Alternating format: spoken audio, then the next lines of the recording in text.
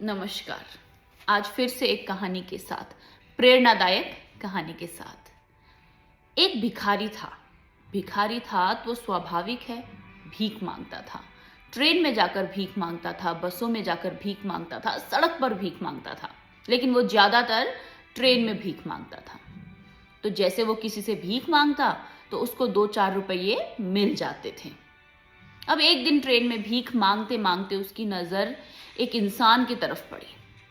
उसको लगा suit boot पहना हुआ ये बंदा मुझे बढ़िया पैसा दे सकता है। तो वो भिखारी पहुंचा उस बंदे के पास और उसने कहा, साहब मुझे कुछ पैसे दे दीजिए। तो वो जो सूट पहना हुआ बंदा था ना, वो एक व्यापारी था। उसने भिखारी से कहा, मैं तुझे पैसे क्यों दूं? उस पैसे के बदले में तेरे पास क्या है जो तू मुझे देगा? तो भिखारी ने कहा, साहब मैं तो भिखारी हूं, मैं आपको क्या दे सकता हूं? उसने कहा, पर मैं व्यापारी हूं, मैं बिना कुछ लिए मैं तुझे दे नहीं पाऊंगा। तो तू सोच, तू मुझे क्या दे सकता है जो कि मैं तुझे मेरा पैसा दूं। इतना कहकर वो व्यापारी वहां से निकल गया। अब जैसे वो निकला तो भिखारी के मन में ये सवाल आया, शायद इसीलिए इतने लोग मुझे पैसे नहीं देते थे, क्योंकि मेरे पास उनको देने के लिए कुछ था ही नहीं। तो फिर वो मुझे पैसे क्यों देते? तो इतने में उसकी नजर पड़ी, सामने एक बाग बगीचा था, वहां पर फूल थे। तो उसने जाकर वो सारे फूल तोड़े और उसके बाद उसने एक ये नियम बना लिया कि जो भी उसको कुछ पैसा देता वो उसको एक फूल दे देता था। तो ये नियम बनाते बनाते एक दिन ऐसा हुआ कि फिर से उसी ट्रेन में उस भिखारी को वो व्यापारी मिल गया।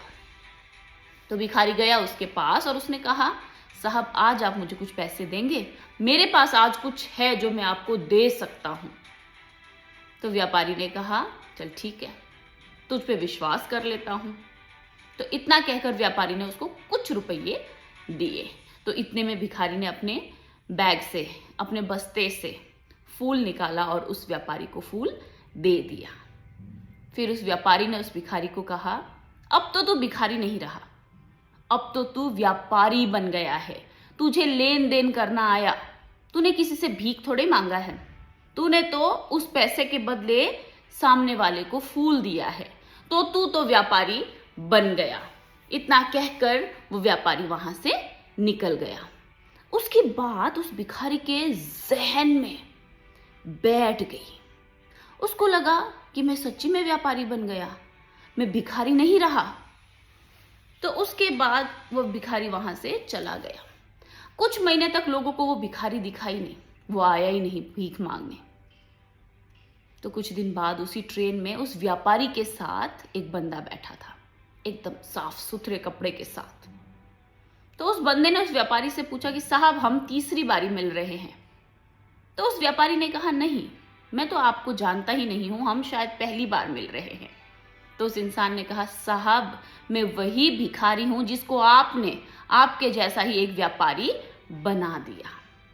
मैं पहले भीख मांगता था, आपकी बातों से मुझे लगा कि मुझे किसी से मांगते हुए ये ध्यान रखना है कि मुझे भी किसी को कुछ देना है। उसके बाद मैंने फूल तोड़ के देना शुरू कर दिया।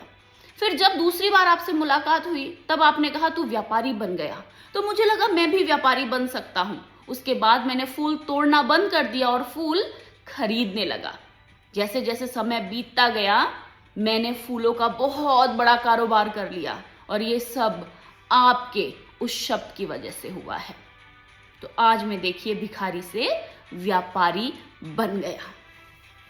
तो इस कहानी से जो मुझे सीख मिली है वो ये है कि जरूरी नहीं है हर बारी हमें अपने पैरों को पसारने के लिए चादर देखनी चाहिए। नहीं, कई बार अपने पैरों के हिसाब से चादर को खरीद पाना या उसको खरीदने की व्यवस्थाएं देखना ज्यादा जरूरी है, क्योंकि इस दुनिया में जो अवसरें हैं ना वो असीमित है, और अगर हम खुद को सीमित कर देते हैं तो फिर हम उन असीमित अवसरों तक जा ही नहीं पाएंगे, क्योंकि हालातों को बदल पाने की जो क्षमता है ना वो पुरुषार्थ में है। अगर हम बड़ा नहीं सोचेंगे तो बड़ा कैसे कर पाएंगे? इसीलिए खुद को मजबूर नहीं बल्कि मजबूत बनाना चाहिए। नमस्कार, आपका दिन शुभ रहे।